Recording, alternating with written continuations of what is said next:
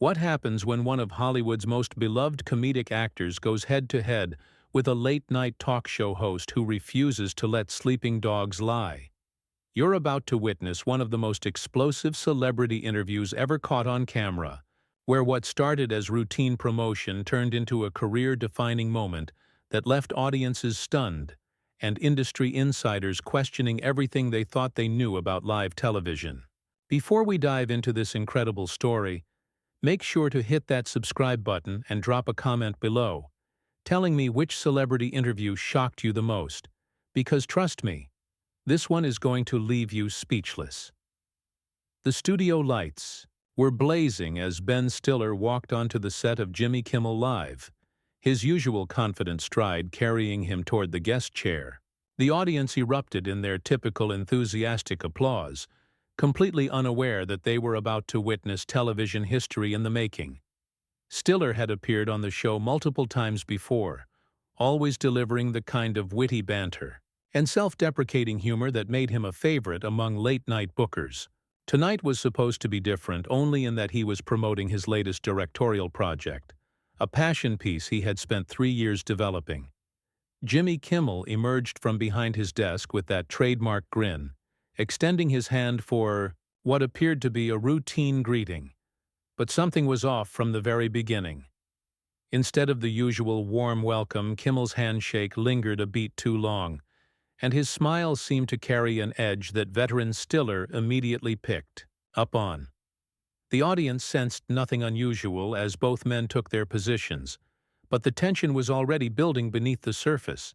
"Ben Stiller, everybody," Kimmel announced to the crowd, his voice carrying its usual enthusiasm, but with an undertone that suggested this was going to be anything but ordinary. "Great to have you back on the show, Ben. It's been, about 2 years since you were last here?" Stiller settled into his chair, maintaining his professional composure despite the weird energy he was picking up from his host. "Something like that, Jimmy.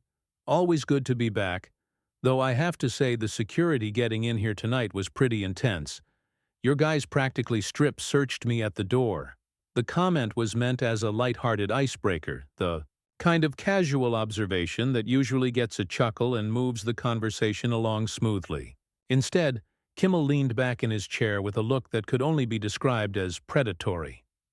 "Well, you know, Ben, we have to be careful about who we let into our space these days. Some people aren't quite who they pretend to be." The words hung in the air like a challenge, and Stiller's expression shifted almost imperceptibly. Years of experience in front of cameras had taught him to read between the lines, and what he was hearing didn't sound like the setup to a joke. "I'm not sure I follow, Jimmy. Are we talking about security protocols, or is there something else going on here?" Kimmel's laugh was sharp and artificial, the kind of sound that makes audiences uncomfortable even when they can't quite put their finger on why. "Oh, I think you know exactly what I'm talking about, Ben. See, I've been doing some research since we booked you for tonight, and I've discovered some pretty interesting things about your latest project. Things that I think our audience deserves to know about."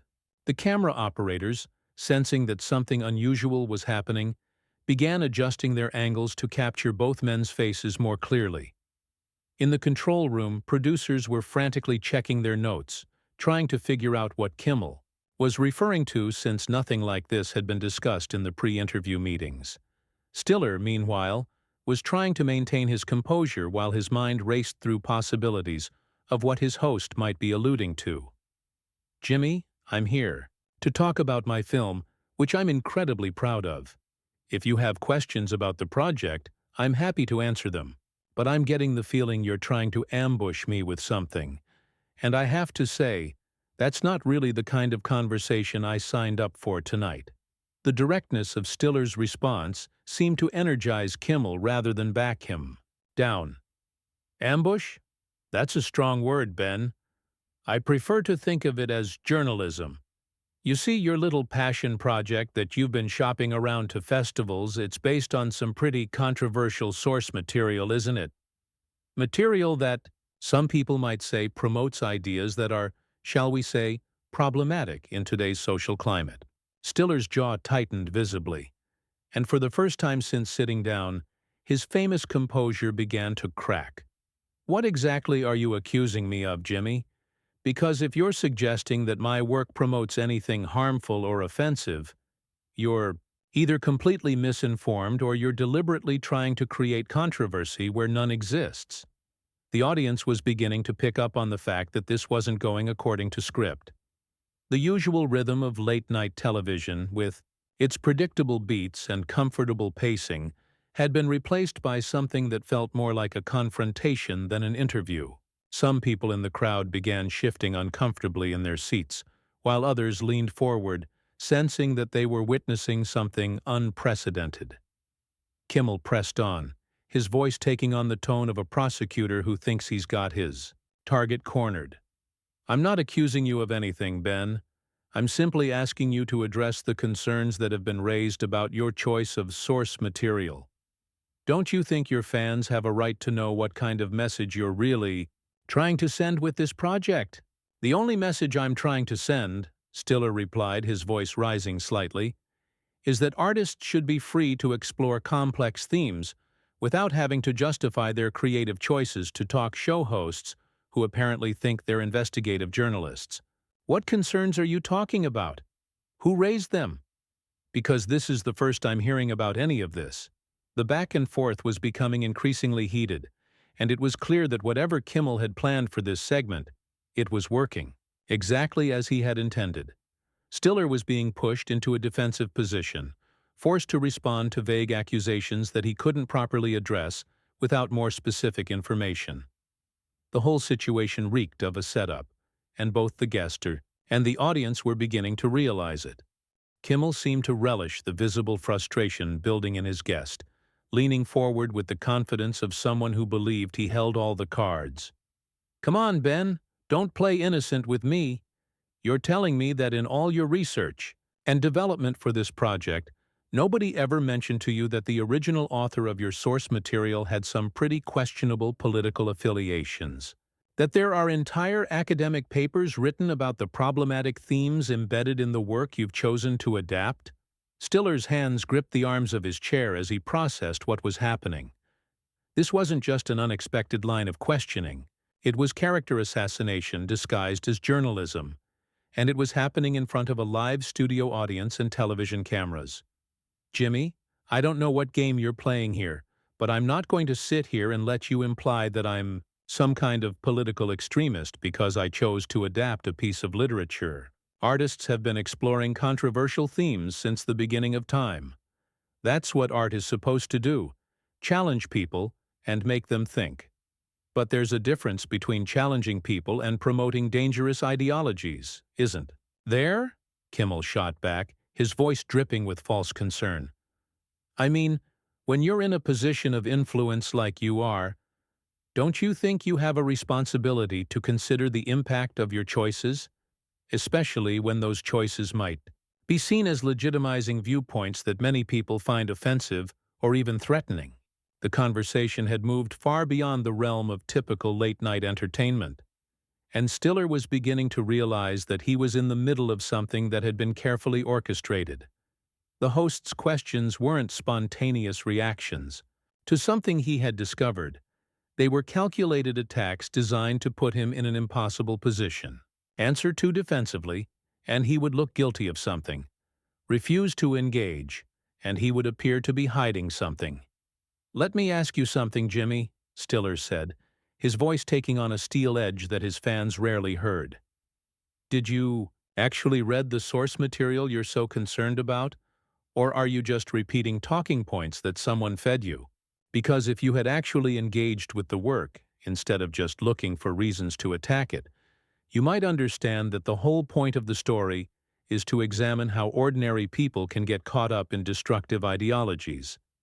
It's a cautionary tale, not a celebration." Kimmel's response was swift and dismissive. "Oh, so now you're saying that everyone who has concerns about your project just doesn't understand it? That's pretty condescending, don't you think? Maybe the problem isn't that people don't get your artistic vision. Maybe the problem is that your artistic vision is tone-deaf to the current social climate." The audience was now completely silent, sensing that they were watching something that had gone far beyond entertainment into genuinely uncomfortable territory.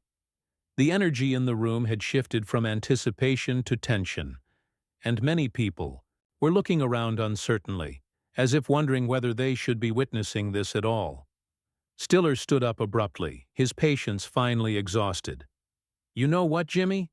I came here tonight to talk about a project that I poured my heart and soul into, and instead I'm being subjected to some kind of bizarre inquisition based on second-hand information and political grandstanding. If you want to have a real conversation about art and its role in society, I'm all for it. But if you're just going to keep throwing around vague accusations and acting like you're doing some kind of public service by attacking me, then I think we're done here." The host's expression shifted to one of mock surprise, as if he couldn't believe his guest was reacting so strongly to what he clearly considered reasonable questions. "Whoa, whoa, Ben, nobody's attacking you here. I'm just asking you to address legitimate concerns that people have raised about your work. Isn't that fair? Don't you think your audience deserves to hear your side of the story?" "My side of what story?" Stiller demanded, his voice now clearly audible throughout the studio. "You haven't presented any actual story, just innuendo and guilt by association. You're asking me to defend myself against charges you won't even specify, based on concerns you won't identify from people you won't name. That's not journalism, Jimmy. That's a hit job." The accusation hung in the air like a bombshell, and for the first time since the interview began, Kimmel's confidence seemed to waver slightly. But he quickly recovered, his media-trained instincts kicking in to maintain control of the situation. "A hit job? Ben, I think you're being a little paranoid here. We're just having a conversation about your work and its potential impact. If that makes you uncomfortable, maybe you should ask yourself why." The manipulation in that response was so transparent that even some audience members could see it. But Stiller was beyond caring about appearances now. He had been pushed too far, and his famous temper, usually kept carefully in check during public appearances, was beginning to show. "Don't you dare try to gaslight me on national television. You know exactly what you're doing here, and so does everyone watching. This was planned, this was deliberate, and this was designed to damage my reputation for reasons I can't even begin to understand." Kimmel's mask finally began to slip as he realized that his carefully planned ambush wasn't going according to script. Instead of a defensive celebrity stumbling through explanations, he had a furious filmmaker who was calling out his tactics in front of a live audience. "Ben, I think you need to calm down here. Nobody's trying to damage your reputation. We're just having a discussion about accountability in the entertainment industry." "Accountability?" Stiller's voice cracked with incredulous anger. "You want to talk about accountability? Let's talk about the accountability of a talk show host who invites guests on his show under false pretenses and then tries to destroy them on camera. Let's talk about the accountability of someone who uses his platform to spread rumors and innuendo without bothering to do actual research or present actual facts." The studio had become completely silent except for the two men's voices, and the tension was so thick it was almost palpable. Camera operators were getting signals from the control room to keep rolling, as producers realized they were capturing something that would be talked about for years to come, regardless of how it ended. Kimmel made one last attempt to regain control of the narrative, his voice taking on a patronizing tone that only served to inflame the situation further. "Look, Ben, I understand you're upset, but I think you're overreacting here. All I'm trying to do is give you a chance to address these concerns in your own words. Isn't that better than letting them fester in the rumor mill?" "What rumor mill?" Stiller exploded. "The only rumors I'm hearing are coming from you right here, right now. You're creating the controversy you're pretending to report on. You're manufacturing the concerns you're asking me to address. This isn't journalism, this isn't entertainment. This is character assassination, and I'm not going to participate in it anymore." With that, Stiller began removing his microphone, his movements sharp and decisive. The action sent a clear message that the interview was over as far as he was concerned, but Kimmel wasn't ready to let his guest escape so easily. "Ben, come on, don't storm off. Let's finish this conversation like adults. Your fans are watching. Don't you want to give them some kind of explanation?" Stiller paused in his microphone removal and looked directly at Kimmel with an expression of pure contempt. "My fans know who I am and what I stand for. They don't need me to defend myself against made-up controversies from a host who apparently has nothing better to do than try to destroy his guests for ratings. What they're seeing right now is exactly the explanation they need." The host made one final desperate attempt to salvage the situation, his voice becoming almost pleading. "Ben, please, just sit back down.